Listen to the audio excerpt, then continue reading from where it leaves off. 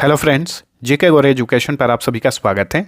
आज के क्लास में केंद्रीय बजट 2025-26 को कवर करेंगे, संपूर्ण रूप से कवर करेंगे। इसमें सबसे पहले हम सारांश को देखेंगे। जो भी बजट पेश किया गया है 2025-26 के लिए, सभी का सारांश एक बार हम देख लेंगे। उसके बाद इससे रिलेटेड जितने भी इंपॉर्टेंट क्वेश्चन बन सकते हैं सभी को क्विज के माध्यम से सोल्व करेंगे। इस वीडियो को पूरा देख लीजिएगा। बजट 2025-26 आपका संपूर्ण तरीके से कवर हो जाएगा, एक भी क्वेश्चन आपका मिस नहीं होने वाला है। तो वीडियो को पूरा देखिए। इसका पीडीएफ भी अवेलेबल है, पीडीएफ का लिंक नीचे डिस्क्रिप्शन में मिल जाएगा। तो अब चलिए बिना देर के हुए शुरू करते हैं। इस बार के बजट में 1 लाख रुपए तक प्रति माह की औसत आय पर कोई भी आयकर नहीं लगेगा, इनकम टैक्स नहीं लगेगा। यानी आप सालाना 12 लाख रुपए कमाते हैं तो किसी भी प्रकार का कोई भी टैक्स नहीं देना होगा, ठीक है। वहीं वेतनभोगी करदाताओं को नई कर व्यवस्था में 12,75,000 रुपये तक कोई भी आयकर नहीं देना होगा।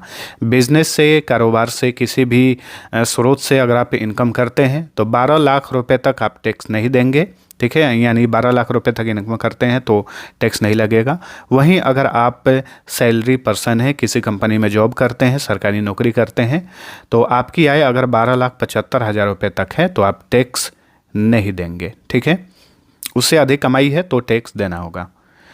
अगला पॉइंट से केंद्रीय बजट 2025 में विकास के 4 इंजनों की पहचान की गई है। सरकार ने 4 इंजन ये बोलकर संबोधित किया है। और ये 4 इंजन कौन हैं? कृषि, एमएसएमई यानी सूक्ष्म, लघु और मध्यम उद्योग, निवेश और निर्यात। यानी इस बार का जो बजट पेश किया गया है खास करके इन 4 बिंदुओं पर ज़्यादा ध्यान दिया गया है, कृषि, एमएसएमई, निवेश और निर्यात पर। प्रधानमंत्री धन धान्य कृषि योजना से 1,70,000 करोड़ किसान जो हैं लाभान्वित होंगे। इनमें 100 निम्न उत्पादन वाले जिलों को शामिल किया जाएगा, ठीक है। इस योजना का नाम याद रखिएगा, प्रधानमंत्री धन धान्य कृषि योजना से भारत के 100 निम्न उत्पादन वाले जिलों को कवर किया जाएगा और इससे करीब 1,70,00,000 किसान लाभान्वित होंगे। अरहर, उड़द व मसूर पर विशेष ध्यान देते हुए दालों में आत्मनिर्भरता मिशन शुरू किया जाएगा। संशोधित ब्याज योजना के तहत केसीसी के माध्यम से 5 लाख तक का लोन मिलेगा, ठीक है। वित्त वर्ष 2025-26 में राजकोषीय घाटा 4.8% रहने का अनुमान है। इसे वित्त वर्ष 2026 में 4.4% करने का लक्ष्य रखा गया है। जो अभी वित्त वर्ष चल रहा है जो कि 31 मार्च 2025 को समाप्त हो जाएगा, इसमें 4.8% राजकोषीय घाटा का अनुमान है। लेकिन अगले वित्त वर्ष जो कि 1 अप्रैल 2025 से शुरू होगा 31 मार्च 2026 तक के लिए, उसमें अनुमान लगाया गया है कि 4.4% जो है राजकोषीय घाटा को सीमित रखा जाएगा, इतना तक। एमएसएमई को गारंटी के साथ दिए जाने वाले ऋण को 5 करोड़ रुपए से बढ़ाकर 10 करोड़ रुपए कर दिया गया है। मेक इन इंडिया को निरंतरता देने के लिए लघु, मध्यम व वृहद उद्योगों को शामिल कर राष्ट्रीय विनिर्माण मिशन का शुभारंभ भी किया जाएगा। अगले 5 वर्षों में सरकारी स्कूलों में 50,000 अटल टिंकरिंग लैब स्थापित किए जाएंगे। 500 करोड़ रुपए के कुल परिव्यय के साथ शिक्षा के लिए एआई में उत्कृष्टता केंद्र स्थापित किए जाएंगे। यानी एआई शिक्षा के लिए 500 करोड़ रुपए आवंटित किया गया है। बैंकों से ऋण में वृद्धि सहित पीएम स्वनिधि 30,000 रुपये की सीमा के साथ यूपीआई लिंक्ड क्रेडिट कार्ड की सुविधा दी जाएगी। गिग वर्कर कौन से होते हैं? जो जैसे डिलीवरी बॉय, अगर आप देखते हैं स्विगी जोमेटो में काम करते हैं डिलीवरी बॉय या फिर अमेजन में, उन्हें गिग वर्कर कहा जाता है, ठीक है। इनको पहचान पत्र दिया जाएगा। पीएम जन आरोग्य योजना के तहत ई श्रम पोर्टल और स्वास्थ्य देखभाल में भी ये रजिस्ट्रेशन कर पाएंगे और लाभ ले पाएंगे। विकास केंद्र के रूप में शहरों को 1 लाख करोड़ रुपए का शहरी चुनौती निधि जो है स्थापित किया जाएगा। 20,000 करोड़ रुपए परिव्यय के साथ लघु मॉड्यूल रिएक्टरों के रिसर्च एंड डेवलपमेंट के लिए अणु ऊर्जा मिशन चलाया जाएगा, ठीक है। संशोधित उड़ान योजना से 120 नए गंतव्यों तक क्षेत्रीय संपर्क का बढ़ावा दिया जाएगा। यानी 120 नए गंतव्यों को आपस में जोड़ा जाएगा। 1 लाख आवासीय इकाइयों को शीघ्र पूरा करने के लिए 15,000 करोड़ रुपये स्वामी निधि जो है स्थापित की जाएगी। निजी क्षेत्र द्वारा संचालित शोध विकास व नवाचार पहलों के लिए 20,000 करोड़ रुपये आवंटित किए गए हैं। और ये इम्पोर्टेंट पॉइंट से इसे याद रखिएगा। पांडुलिपियों के सर्वेक्षण और संरक्षण के लिए, ठीक है, पांडुलिपियों के सर्वेक्षण और संरक्षण के लिए ज्ञान भारत मिशन शुरू किया जाएगा। कौन सा मिशन? ज्ञान भारत मिशन। बीमा क्षेत्र में एफडीआई की सीमा जो है 74% से बढ़ाकर 100% कर दी गई है, ठीक है। एफडीआई यानी फॉरेन डायरेक्ट इन्वेस्टमेंट को 74% से बढ़ाकर 100% किया गया है। किस क्षेत्र में? बीमा क्षेत्र में। विभिन्न कानूनों में 100 से ज़्यादा प्रावधानों को गैर अपराधीकरण रूप देते हुए जन विश्वास विधेयक 2.0 लाया जाएगा, इस बार के बजट में कहा गया है। संशोधित आयकर रिटर्न की समय सीमा 2 साल से बढ़ाकर 4 साल कर दिया गया है। यानी अगर आप आईटीआर फाइल नहीं किए हैं तो पिछले 4 साल का आईटीआर जो है फाइल कर सकते हैं। टीसीएस यानी टैक्स कलेक्टेड एट सोर्स भुगतान में देरी अब अपराध नहीं है। पहले टीसीएस भुगतान में देरी करने पर कानूनी कार्रवाई हो सकती थी, लेकिन अब इसे अपराध की श्रेणी में नहीं रखा गया है, हटा दिया गया है। किराए पर टीडीएस 2.4 लाख यानी 2,40,000 रुपये से बढ़ाकर 6 लाख रुपये कर दिया गया है, ठीक है। कैंसर, असाधारण रोगों और अन्य गंभीर जीर्ण रोगों के उपचार के लिए 36 जीवन रक्षक दवाइयों को बुनियादी सीमा शुल्क से छूट दी गई है। घरेलू विनिर्माण को प्रोत्साहन देने के लिए कुछ ओपन सेल्स पर बुनियादी सीमा शुल्क में छूट मिली है। बैटरी उत्पादन को बढ़ावा देने के लिए विद्युतीय वाहन और मोबाइल बैटरी उत्पादन के लिए अतिरिक्त पूंजीगत वस्तु में भी छूट दी गई है। जहाज निर्माण में प्रयोग होने वाले कच्चा सामग्री और घटकों पर 10 साल के लिए बुनियादी सीमा शुल्क में छूट दी गई है। फ्रोजन फिश पेस्ट पर बुनियादी सीमा शुल्क को 30% से घटाकर 5% किया गया है और फिश हाइड्रोलिसेट पर 15% से घटाकर 5% किया गया है। आईएफपीडी पर बुनियादी सीमा शुल्क को बढ़ाकर 20% किया गया है और ओपन सेल्स पर बीसीडी में 5% की कमी की गई है। पूरे केंद्रीय बजट का ये पूरा सारांश था जो कि आपने देख लिया। अब चलिए हम सारे टॉप क्विज को डिस्कस करते हैं। टॉप 75 क्विज हैं, सभी को सोल्व करिए और आप कितना सही कर पाते हैं कमेंट जरूर करिएगा। और लास्ट में क्विज भी करूंगा, उसका आंसर भी आप सभी को बताना है। देखिए आज का पहला क्वेश्चन है, 1 फरवरी 2025 को रिकॉर्ड 8वीं बार आम बजट पेश करने वाली पहली भारतीय महिला कौन बन गई हैं? तो ये है निर्मला सीतारमण जो कि केंद्रीय वित्त मंत्री हैं। इन्होंने रिकॉर्ड 8वीं बार बजट पेश किया और लगातार 8 बार बजट पेश करने वाली ये भारत की पहली महिला बन गई हैं।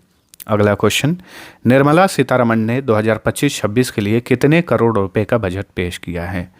कुल 50,65,000 करोड़ रुपए का बजट पेश किया गया है इस बार, ठीक है। केंद्रीय बजट 2025 में किस मंत्रालय को सर्वाधिक 19.3 लाख करोड़ रुपए आवंटित किए गए हैं?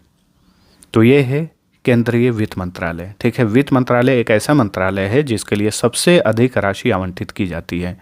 तो केंद्रीय वित्त मंत्रालय के लिए सबसे अधिक 19,03,000 करोड़ रुपए आवंटित किए गए हैं।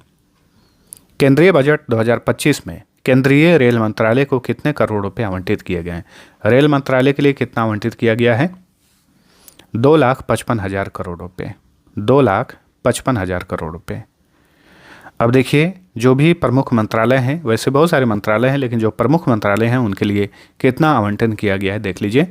वित्त मंत्रालय के लिए 19.3 लाख करोड़ रुपए, रक्षा मंत्रालय के लिए 6,81,000 करोड़ रुपए, शिक्षा मंत्रालय के लिए 1,28,000 करोड़ रुपए, गृह मंत्रालय के लिए 2,33,000 करोड़ रुपए, रेल मंत्रालय के लिए 2,55,000 करोड़ रुपए, स्वास्थ्य मंत्रालय के लिए 98,311 करोड़ रुपए, कृषि मंत्रालय के लिए 1,27,000 करोड़ रुपए।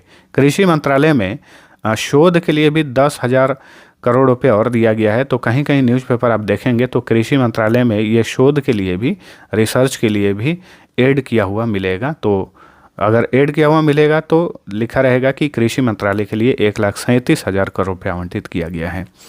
लेकिन वो अलग है, रिसर्च अलग है, और ये मंत्रालय जो है इसके लिए 1,27,000 करोड़ रुपये आवंटित हुआ है। सड़क एवं परिवहन मंत्रालय के लिए 2,87,000 करोड़ रुपये आवंटित किया गया है। तो ये कुछ प्रमुख मंत्रालय थे, इनका आवंटन एक नज़र में हमने देखा। चलिए अगला क्वेश्चन, बजट 2025-26 में centre of excellence in artificial intelligence for education की स्थापना के लिए कितना करोड़ रुपये आवंटित किया गया है, यानी AI एजुकेशन के लिए बताइए कितना आवंटन किया गया है। 500 करोड़ रुपये। बजट 2025-26 में किसान क्रेडिट कार्ड की लिमिट 3 लाख रुपए से बढ़ाकर कितनी कर दी गई है? 5 लाख रुपए। ठीक है। बजट 2025-26 में किस राज्य में एक मखाना बोर्ड बनाने की घोषणा की गई है? तो बिहार राज्य में एक मखाना बोर्ड स्थापित किया जाएगा। बजट 2025-26 में MSME के लिए लोन गारंटी कवर को 5 करोड़ रुपए से बढ़ाकर कितना किया गया है? 10 करोड़ रुपए। Option D right answer. Budget 2025-26 में स्टार्टअप के लिए लोन की अधिकतम लिमिट को 10 करोड़ रुपए से बढ़ाकर कितना किया गया है? इसे किया गया है 20 करोड़ रुपए। नेक्स्ट, बजट 2025-26 में मेडिकल कॉलेजों में अगले 5 साल में कितनी अतिरिक्त सीटें जोड़े जाने की घोषणा की गई है? अगले 5 साल में, अगले साल सरकार ने घोषणा की है कि अगले साल मेडिकल कॉलेजों में 10,000 सीट बढ़ाए जाएंगे और अगले 5 साल में 75,000 सीटें बढ़ाई जाएंगी। बजट 2025-26 में किस राज्य में एक national institute of food technology, entrepreneurship and management स्थापित करने की घोषणा की गई है? तो ये संस्थान स्थापित किया जाएगा बिहार में। बजट 2025-26 में बिहार में कितने नए ग्रीनफील्ड हवाई अड्डे विकसित करने की घोषणा की गई है? 3। ठीक है। केंद्रीय बजट 2025 में सर्वाधिक 2150 करोड़ रुपए किस देश को आवंटित किया गया?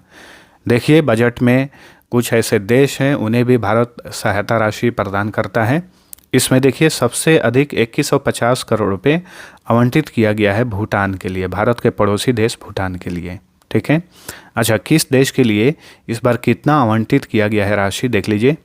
भूटान को 2150 करोड़ रुपए दिए जाएंगे, नेपाल को 700 करोड़ रुपए, मालदीव को 600 करोड़ रुपए, म्यांमार को 350 करोड़ रुपए, श्रीलंका को 300 करोड़ रुपए, बांग्लादेश को भी सहायता राशि दी जाएगी 120 करोड़ रुपए, अफगानिस्तान के लिए भी प्रावधान है 100 करोड़ रुपए का। इसके अलावा ईरान में जो चाबहार बंदरगाह है, जो कि भारत के सहायता से उसका निर्माण किया गया है, उसके लिए भी 100 करोड़ रुपए का आवंटन किया गया है।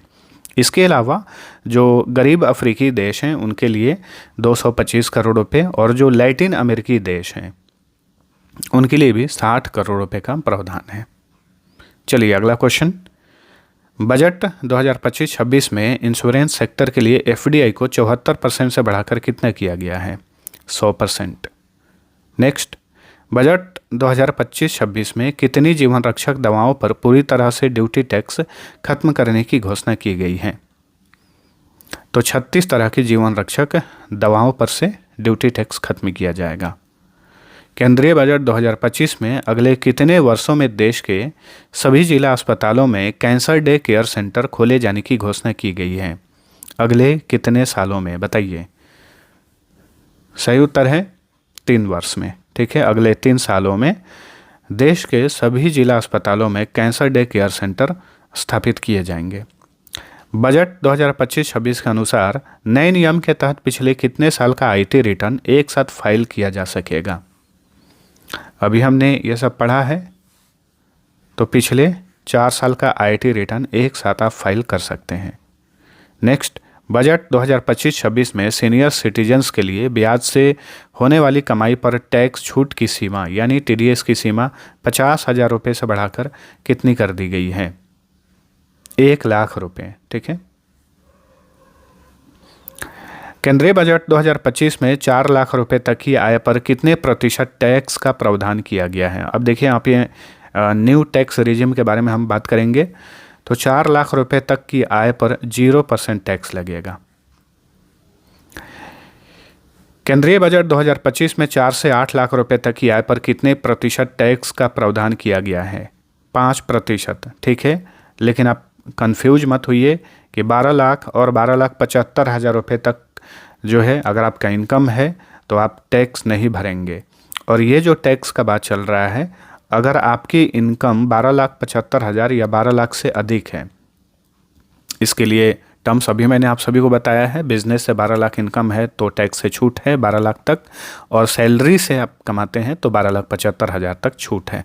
उससे अधिक अगर आप कमाई करते हैं तभी जाकर ये जितने भी जैसे 4 से 8 लाख या फिर 8 से 12 लाख के बीच में जो टैक्स आपको दिख रहा है, ये तभी जाकर उसमें ऐड होगा। इसके लिए एक अलग से गणित है, फॉर्मूला है। तो खाली आप इतना याद रखिएगा सीधा सा, 4 से 8 लाख रुपए के बीच में 5% टैक्स का प्रावधान है। वहीं 8 से 12 लाख रुपए तक यहाँ पर कितने प्रतिशत टैक्स लगेगा? 10%। ठीक है। लेकिन 4 से 8 लाख और 8 से 12 लाख, ठीक है, इस पर टैक्स पर छूट दे रही है। अगर 12 लाख से इनकम कम है आपका तो 0% टैक्स लगेगा, डरने की ज़रूरत नहीं है।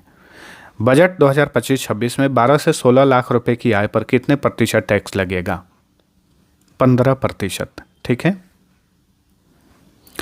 बजट 2025-26 में 16 से 20 लाख रुपए की आय पर कितने प्रतिशत टैक्स का प्रावधान किया गया है? 20%। इस बार जो है 7 टैक्स स्लैब है। कितना? 7। केंद्रीय बजट 2025 में 20 से 24 लाख रुपए की आय पर कितना टैक्स लगेगा? तो 20 से 24 लाख रुपए की आय पर 25% का टैक्स लगेगा। वहीं 24 लाख रुपए से अधिक आय पर कितने प्रतिशत टैक्स लगेगा? तो 24 लाख से अधिक इनकम है आपका सालाना तो फिर 30% का टैक्स लगेगा। ठीक है। लेकिन इसमें भी भारत सरकार ने बहुत सारी छूट दी है इस बार। तो जिनका इतना इनकम हो जाता है सालाना, उन्हें कुछ लाख रुपए की छूट मिलेगी। तो ये रहा नया टैक्स स्लैब इस बार का, एक बार आप देख सकते हैं। चलिए अगला क्वेश्चन। बजट 2025-26 के अनुसार अगर किसी की सैलरी से सालाना इनकम इतना है 12,75,000 रुपये है तो कितना टैक्स देना होगा? 0%। ठीक है। बजट 2025-26 में किराए पर TDS के लिए वार्षिक सीमा 2,40,000 रुपये से बढ़ाकर कितनी की गई है? 6 लाख रुपये।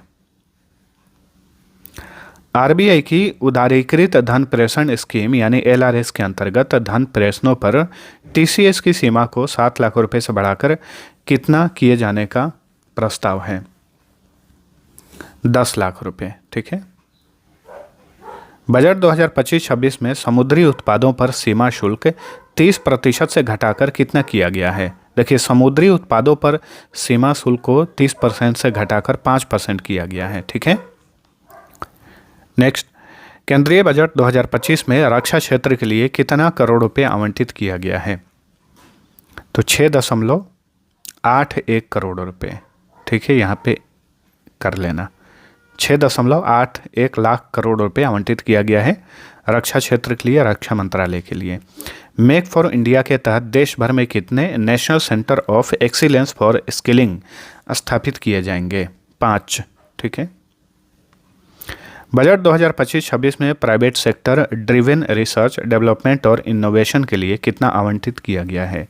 इसके लिए आवंटित किया गया है 20,000 करोड़ रुपए।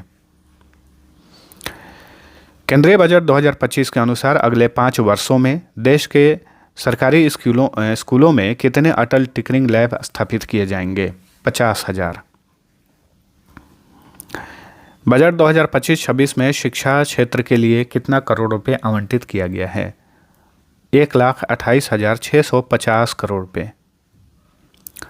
केंद्रीय बजट 2025 में स्वास्थ्य क्षेत्र के लिए यानी स्वास्थ्य मंत्रालय के लिए कितना आवंटित किया गया है? 98,311 करोड़ रुपए। ठीक है।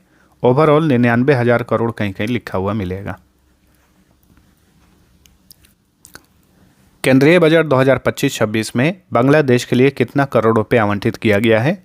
बांग्लादेश के लिए 120 करोड़ रुपए आवंटित किया गया है। ठीक है। नेपाल के लिए 700 करोड़ रुपए, भूटान के लिए 2150 करोड़ रुपए, अफगानिस्तान के लिए 100 करोड़ रुपए। तो याद रखिएगा। केंद्रीय बजट 2025 में ग्रामीण विकास के लिए कितना करोड़ रुपए आवंटित किया गया है? ग्रामीण विकास के लिए 2,66,817 करोड़ रुपए। केंद्रीय बजट 2025 में शहरी विकास के लिए कितना करोड़ रुपए आवंटित किया गया है? 96,777 करोड़ रुपए। बजट 2025-26 में सामाजिक कल्याण के लिए कितना करोड़ रुपए आवंटित किया गया है? सामाजिक कल्याण के लिए 60,052 करोड़ रुपए आवंटित किया गया है। केंद्रीय बजट 2025 में पांडुलिपियों के संरक्षण के लिए कौन सी योजना शुरू करने की घोषणा की गई है? इसके लिए जो योजना शुरू किया जाएगा उसका नाम है ज्ञान भारत मिशन। केंद्रीय बजट 2025 में भारतीय भाषाओं की किताबों को डिजिटल रूप से उपलब्ध कराने के लिए किस योजना की घोषणा की गई है?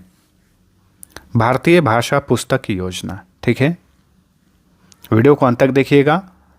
बजट से रिलेटेड जो भी इतिहास रहे हैं उन्हें भी हम पढ़ने वाले हैं। केंद्रीय बजट 2025 में रेलवे के लिए कितना आवंटन किया गया है?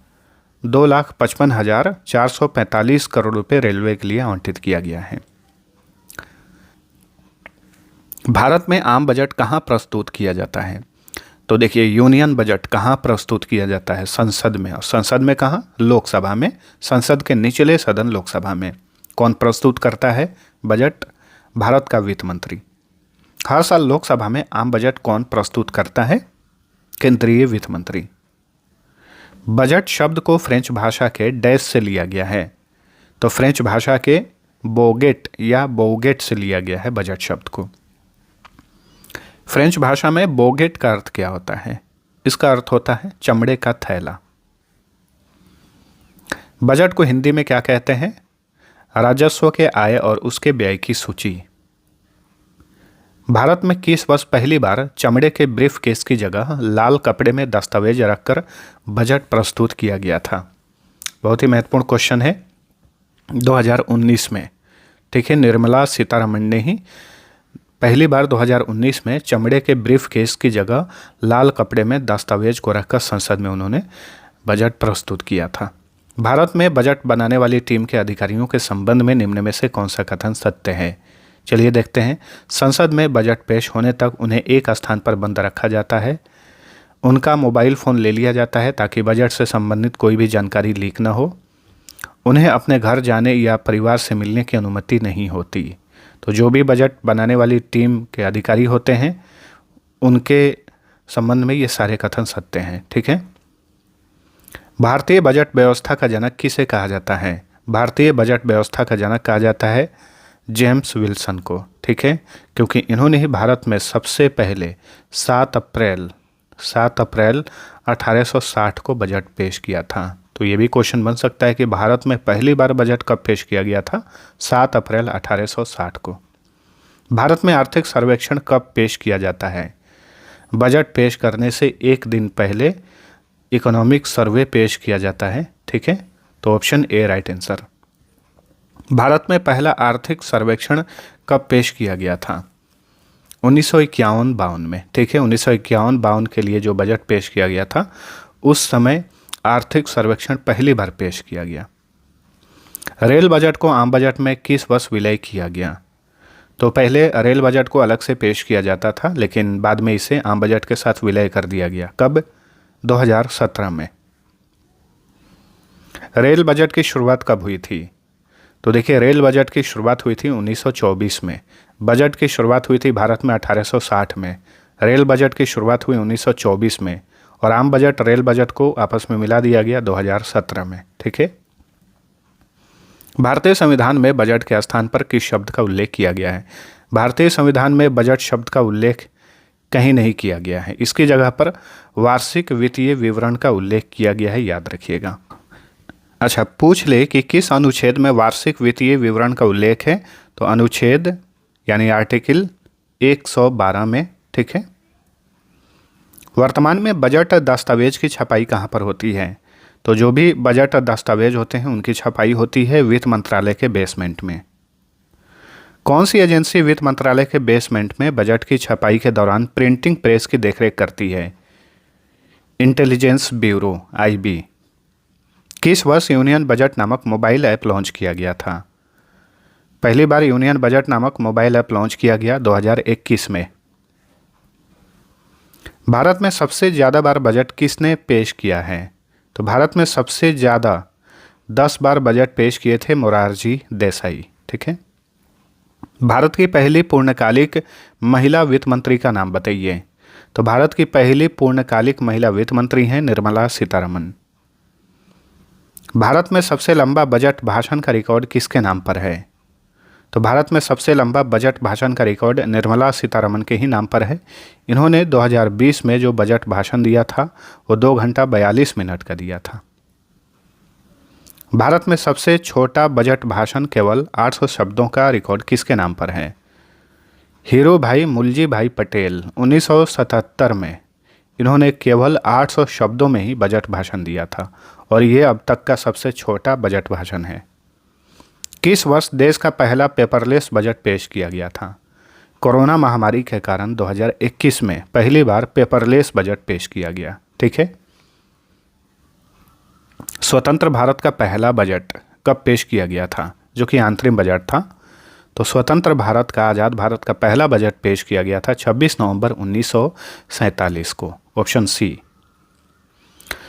स्वतंत्र भारत का पहला बजट किसने पेश किया, ये भी याद रखिए। R.K. षणमुखम शेट्टी, जो कि स्वतंत्र भारत के प्रथम वित्त मंत्री थे, इन्होंने ही 26 नवंबर 1947 को आज़ाद भारत का पहला बजट पेश किया। हिंदी में बजट प्रिंट करने की शुरुआत कब हुई थी? हिंदी में बजट प्रिंट करने की शुरुआत हुई थी 1956 में, 1956 में। बजट दस्तावेज तैयार होने के उपलक्ष्य में किस सेरेमनी का आयोजन किया जाता है? तो देखिए, जब भी बजट तैयार किया जाता है और बजट बनकर तैयार हो जाता है, हलवा सेरेमनी का आयोजन किया जाता है। लगभग बजट प्रस्तुत करने से 1 हफ्ता पहले हलवा सेरेमनी का आयोजन किया जाता है। ये भारत में परंपरा रही है। भारत में किस वर्ष पहली बार फरवरी माह के अंतिम दिन के बजाय 1 फरवरी को बजट पेश किया गया? इसका सही उत्तर है 2017। ठीक है। 2017 से पहले फरवरी माह के अंतिम दिन को बजट पेश किया जाता था। अगर फरवरी 28 का महीना है तो 28 को, 29 का महीना है तो फिर 29 को बजट पेश होता था। लेकिन 2017 में अरुण जेटली ने यह परंपरा बदल दी और उन्होंने स्टार्ट की कि 1 फरवरी को बजट पेश किया जाएगा। तो 2017 से ये शुरू हुआ। किस वित्त मंत्री ने फरवरी माह के अंतिम दिन के बजाय 1 फरवरी को बजट पेश करने की परंपरा शुरू की? अरुण जेटली। ठीक है। भारत में केंद्रीय बजट कौन सी सरकारी संस्था बनाती है? केंद्रीय बजट कौन बनाता है? वित्त मंत्रालय। बजट पेश करने वाला विश्व का पहला देश कौन था? बजट पेश करने वाला विश्व का पहला देश था इंग्लैंड। आम बजट पेश करने वाले भारत के पहले प्रधानमंत्री कौन थे? ठीक है। भारत के पहले प्रधानमंत्री थे जवाहरलाल नेहरू। सन 1999 में किस वित्त मंत्री ने शाम 5 बजे की जगह सुबह 11 बजे बजट पेश करने की परंपरा शुरू की? यशवंत सिन्हा ने। अटल बिहारी वाजपेयी के काल में यशवंत सिन्हा ने 1999 से वो परंपरा खत्म कर दी, जब 5 बजे शाम को बजट पेश किया जाता था। तो 1999 के बाद से ही सुबह 11 बजे संसद में बजट पेश किया जाता है। वर्तमान में भारत के वित्त सचिव कौन है? फाइनेंस सेक्रेटरी ऑफ इंडिया कौन है? तुहिन कांत पांडे हैं। नेक्स्ट, वर्तमान में भारत के मुख्य आर्थिक सलाहकार कौन हैं? वी अनंत नागेश्वरन वर्तमान में भारत के मुख्य आर्थिक सलाहकार हैं और भारत की वित्त मंत्री है निर्मला सीतारमण। तो दोस्तों, आज का ये सेशन हमारा यहीं पर समाप्त होता है। आप सभी को वीडियो पसंद आया है तो लाइक और शेयर जरूर करना। अब आप सभी के लिए क्विज है, भारत में वित्त वर्ष की अवधि क्या होती है? आंसर इसका कमेंट करके बताइए। अब चलिए मिलते हैं अगले वीडियो में, तब तक के लिए टेक केयर।